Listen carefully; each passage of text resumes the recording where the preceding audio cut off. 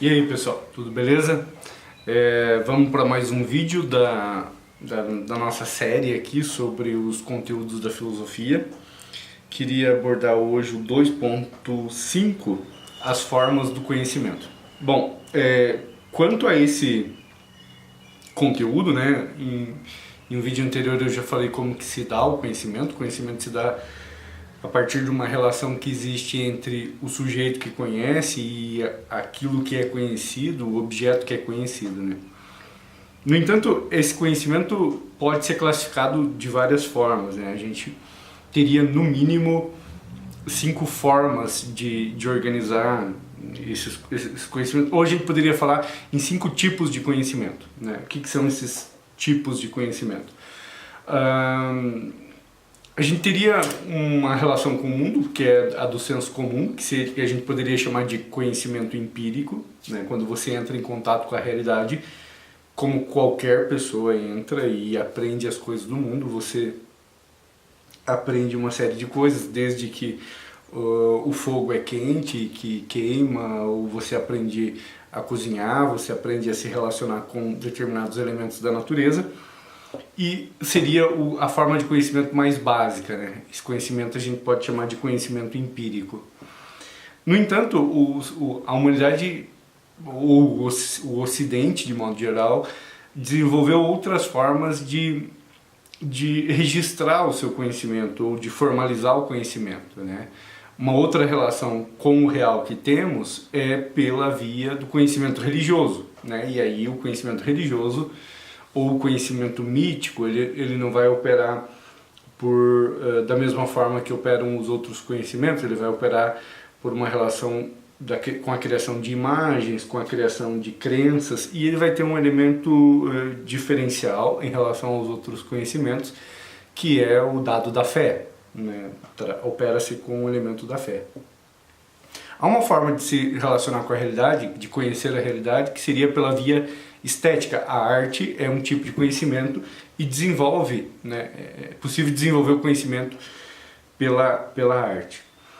Outra forma de se relacionar com o mundo, pelo conhecimento, né, para a geração de conhecimento, é pela filosofia, né? E a filosofia tenta, então, aplicar alguns princípios racionais, né, sobretudo racionais, e de dizer o que é o mundo e também o que é isso que o homem faz no mundo e como que são as coisas e como que são as coisas para além do próprio mundo.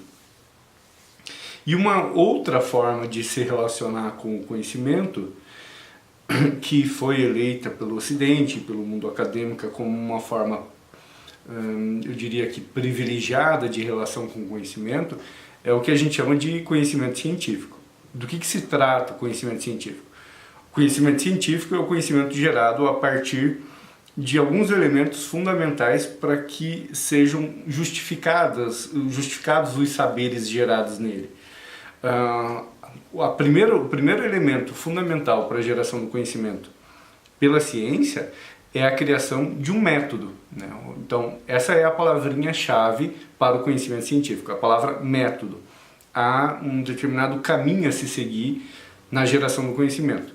Mas não basta um método, né? Basta uma série de princípios, né, que fazem com que esse conhecimento seja justificado. Entre eles, por exemplo, a elaboração de critérios de análise e tal, de critérios mesmo para o teste, para a elaboração das induções e tudo mais, e a criação de uma comunidade científica, né? Uma comunidade que é como se ela aceitasse em variados locais, não é como, ela aceita em vários locais um conjunto de princípios, de normas, de regras, e que a gente vai denominar então de comunidade científica, né? Então é bom ver os tipos de conhecimento pelos homens e mulheres, obviamente, pelas pessoas que o praticam. Então, o conhecimento de senso comum se dá pelo sujeito comum, né? Aquele sujeito do dia a dia que não precisa justificar o seu conhecimento.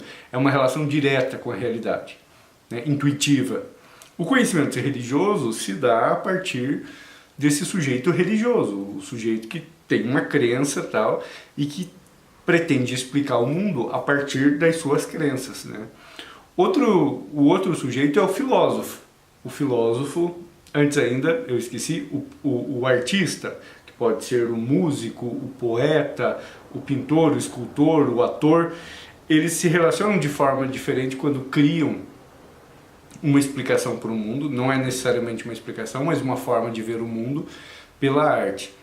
O outro sujeito é o filósofo. O filósofo é aquele que se questiona sobre o real e tudo mais. E por último, como eu falei da última forma de tipo de conhecimento, é o conhecimento que se dá a partir do cientista. O cientista é esse que está inserido numa comunidade científica e segue uma série de princípios que precisam ser obedecidos para que o conhecimento seja justificado e seja aceito por essa comunidade científica. Assim é feito o conhecimento, ele é feito por pessoas que têm perspectivas diferentes do real, né?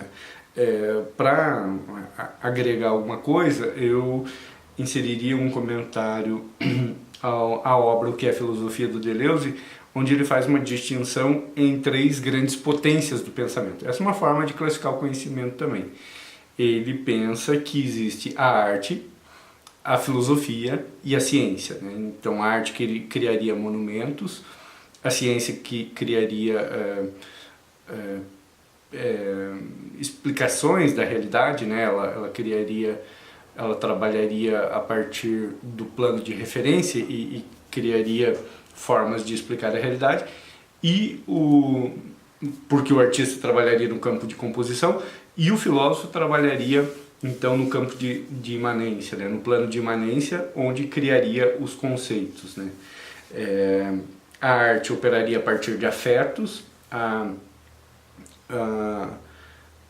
a ciência a partir de construtos, né? De construções, e a filosofia a partir então operaria a partir desses conceitos. Bom, essa é uma outra forma de classificar o conhecimento. A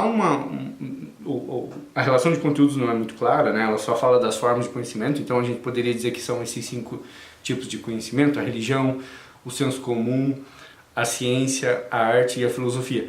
Mas há uma série de coisas para se estudar em relação ao conhecimento, né?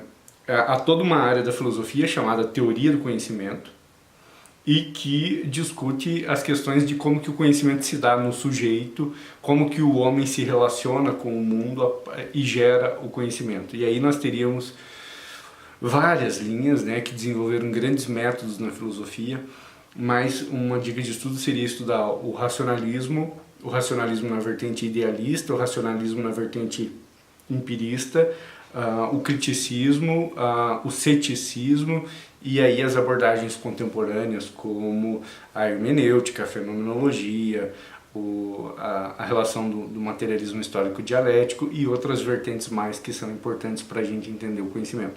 Espero ter ajudado com um comentário geral sobre essas formas do conhecimento e a partir disso você tem uma chave de leitura aí para estudar temas para o seu vestibular, tá certo? Era isso, beijão e até a próxima.